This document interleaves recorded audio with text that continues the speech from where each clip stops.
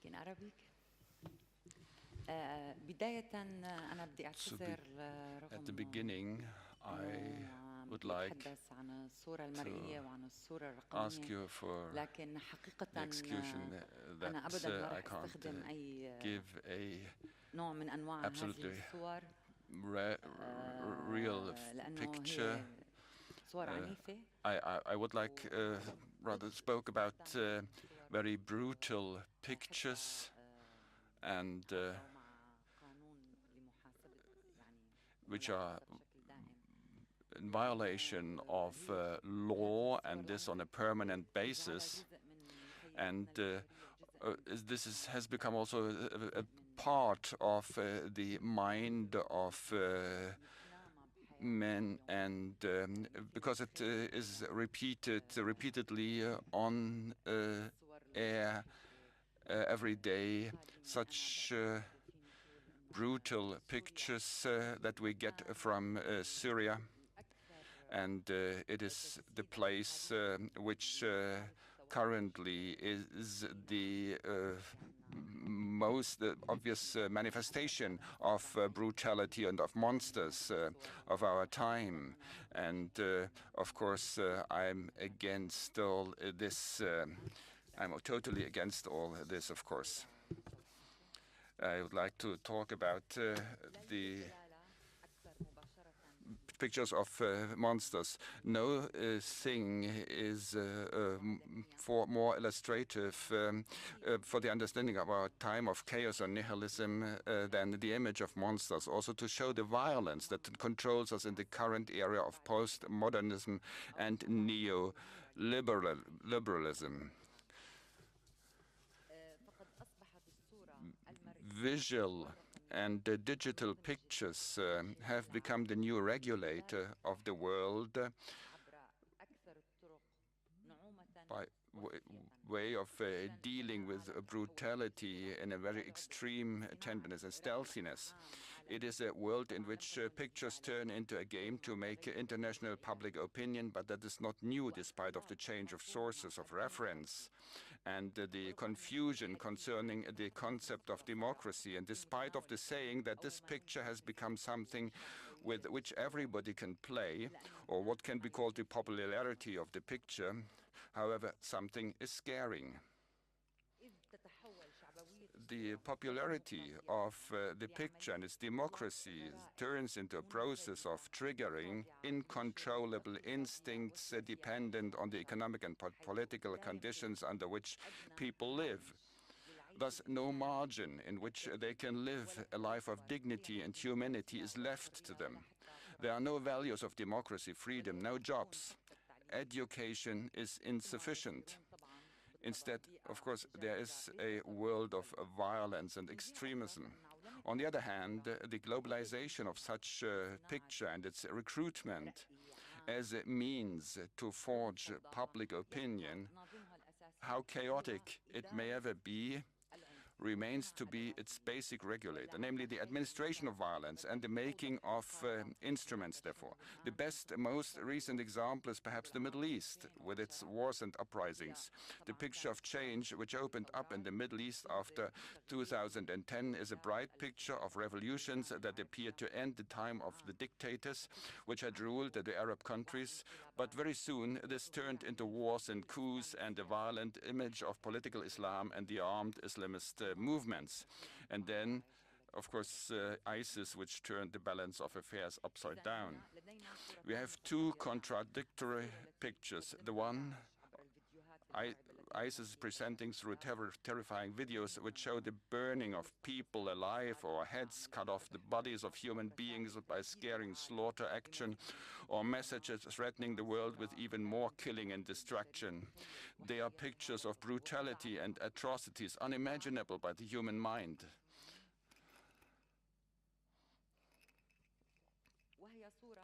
Such picture may have been somewhere in the minds of mankind throughout its history, but they were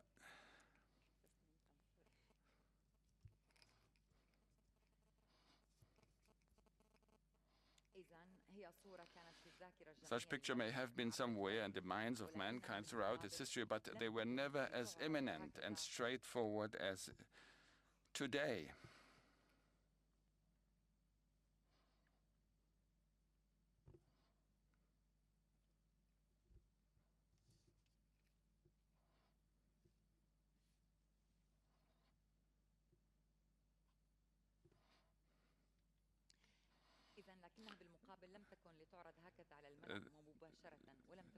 They were never such an essential part of every moment of daily life. The professionally made pictures and videos produced in technical advanced way by ISIS members who had mostly lived in the West stand for the demonstration of mankind's brutality in its worst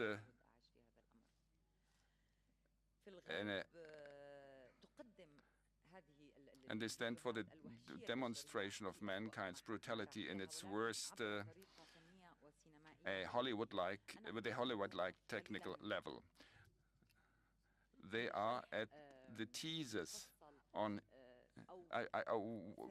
when we want to explain in detail these pictures which are published by ISIS. Of course, there are different kinds of videos, and I always say that this organization is precisely and strongly organized and they have a sophisticated information system and media system.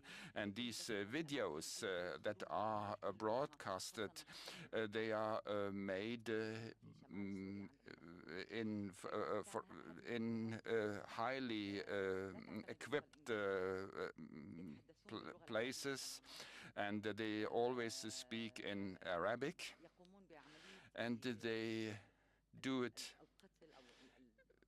They show this brutality and the killings. They do it on the marketplaces of the towns that they occupy, and they use sophisticated technology to record this, mobiles and so on. But the videos that are broadcasted in the world to the West, they are made with a very, very high level of technology. That this mechanism of taking photographs and also the sound record and so on. This is a very well organized way of committing brutal acts, and they do it in color, and they do it it's done by people who come from various parts of the world, and they have so they are well equipped, they are well skilled, they have the people who are able to produce cinema pictures and movies, and this is of course then directed to the West and to the Westerners. These professionally made pictures are the teasers on international TV channels and the newspapers, and they are a permanent subject of discussion on social media. That means these pictures have turned into a virtual future reality expected after the removal of the dictatorships. Such pictures make a dictator with all his miseries and oppression a much better option than that of ISIS. This picture is permanently displayed, and as I said, a dictator appears better than, with all his or the sufferings he causes, appears better than ISIS. This picture is permanently displayed. It blesses death in its most horrible form. it is the answer to man's everlasting question on the nature of death. It is not a death of mercy, which is shown on the pictures and the videos. It is straight on, extremely nasty under the eyes of the public. It proves the monstrosity of this terrorist organization, makes it the biggest enemy in the world. And it also triggers counter-brutality and violence in the West. But it suppresses the question on the underlying causes and reasons of such violence, its motives, and the possibility to get rid of it in a space less nihilistic than that showed to us by ISIS. The atrocities on which we can talk when it comes to the complicated Syrian tragedy, it is again connected to the question, what are the reasons of this, especially why has Daesh, ISIS, has been able to get so strong.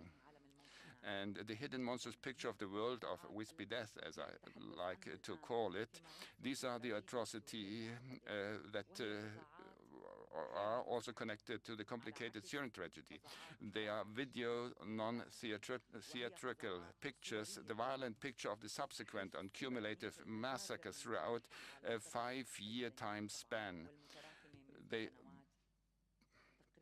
by themselves, are part of a process of the systematic creation of the violence of the world as a picture of ISIS.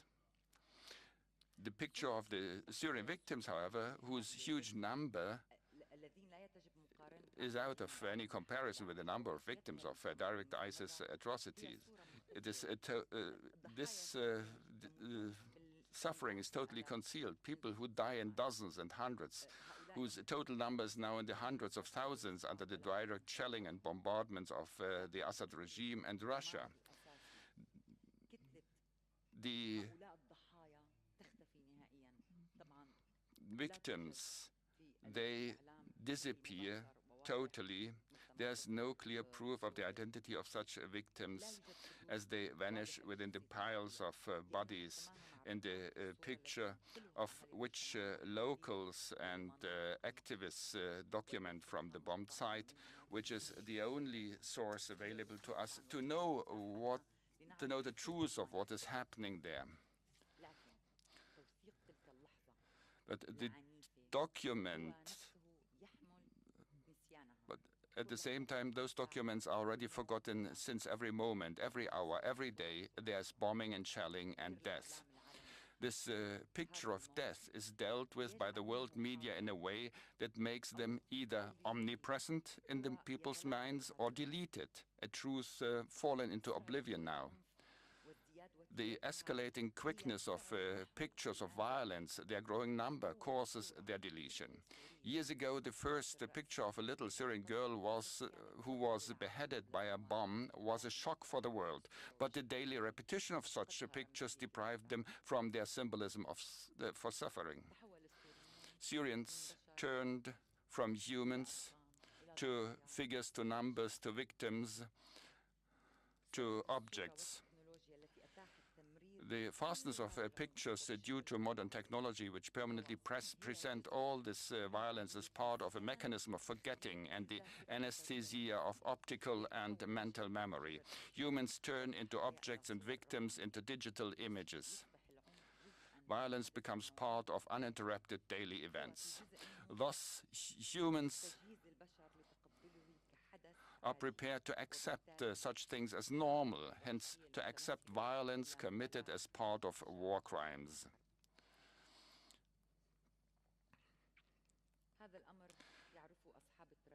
The Syrians who live with this tragedy are aware of this fact, but international media display such atrocity in a selective manner.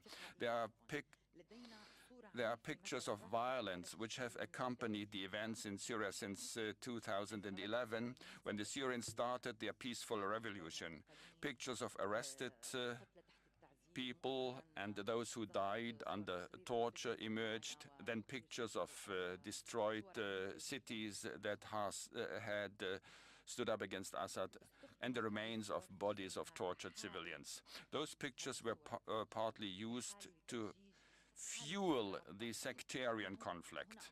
And I would like to say here that they have also been used by the regime to fuel the sectarian conflict, because the revolution started as a popular revolution, and then this religious aspect was added.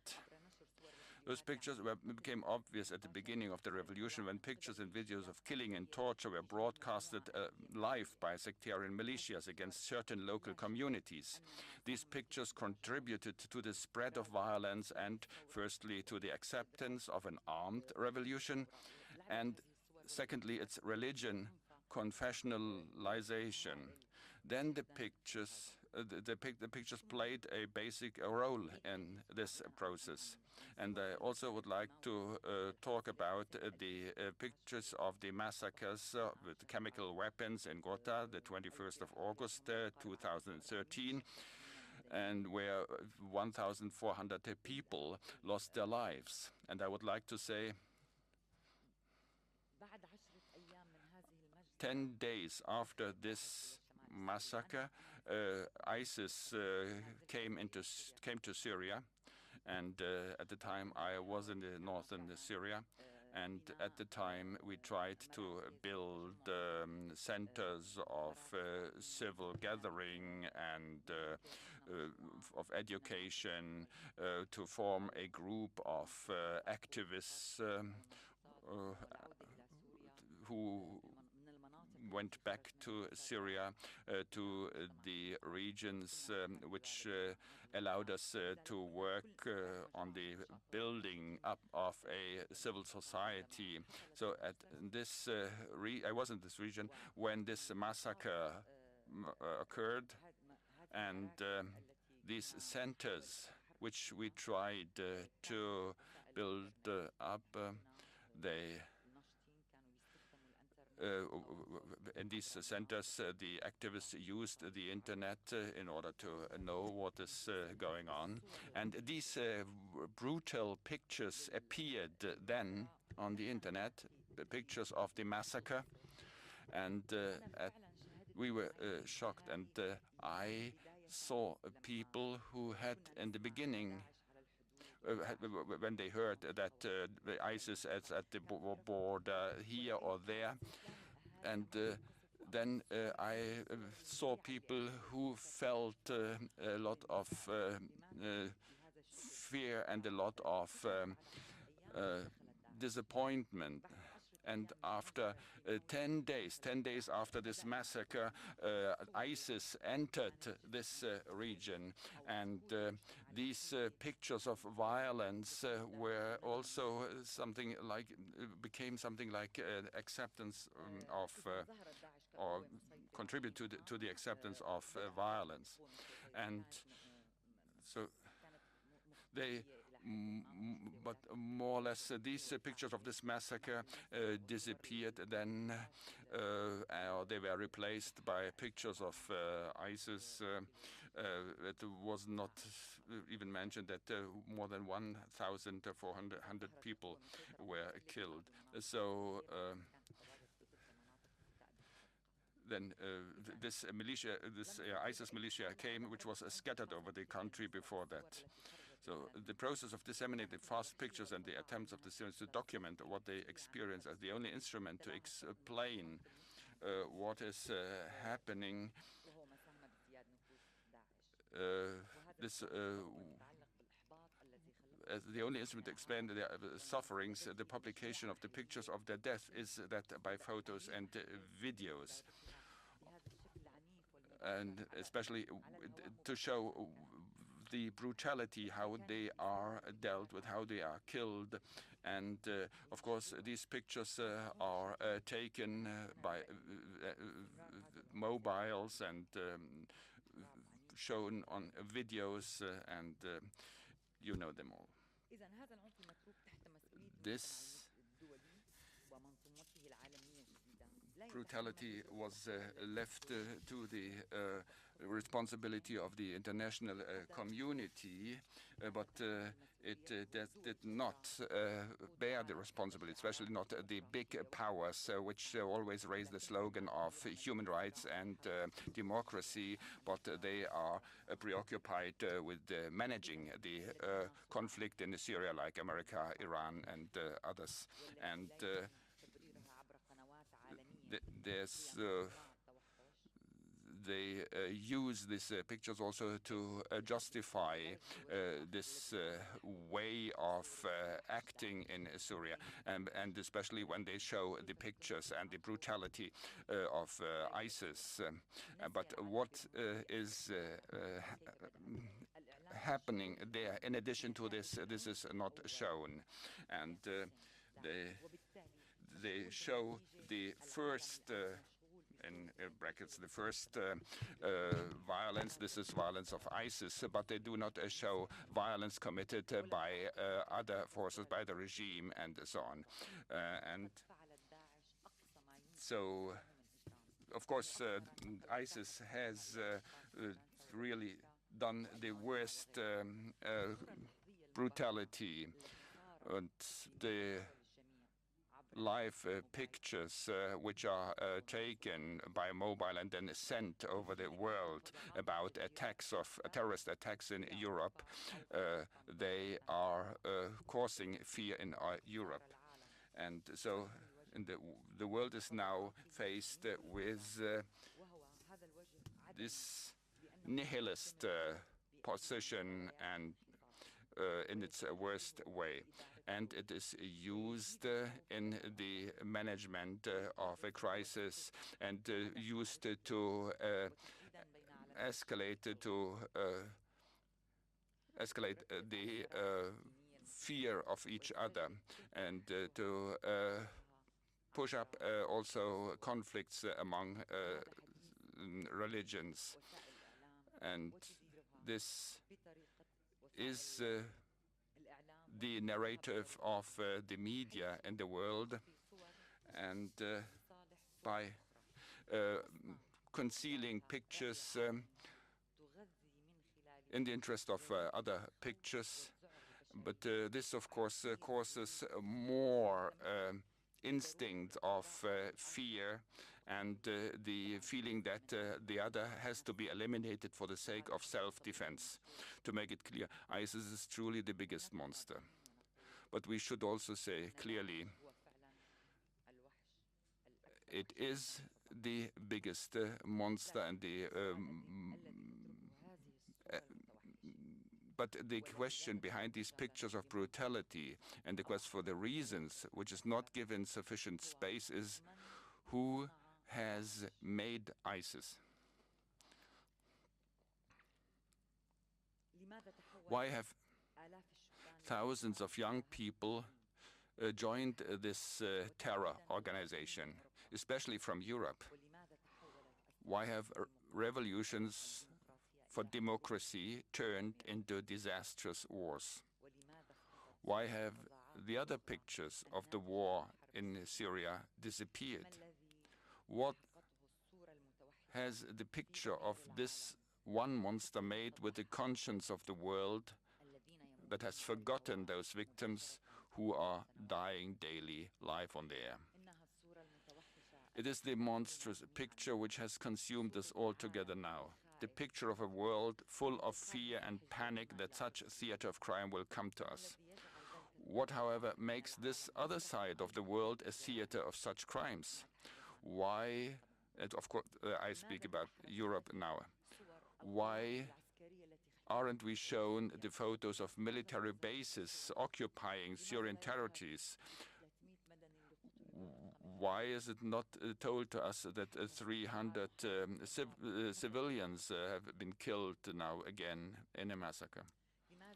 Why does the image of Syria in the world turn into a place of terror which produces only fear and death? Of course, this is not premeditated what I am saying now, and so I excuse, but I would also say that this theater of war, which is always in my heart, that and then when I see what is going on there, the changes that are going on there, this is hard to bear. Many questions posed to a world without any regular, the philosophy and idea, a chaotic world of consumption, preoccupied with the arrangement of the instruments for the exploitation of another world and the usage of the resources of its nations by turning them in war zones and weapon markets.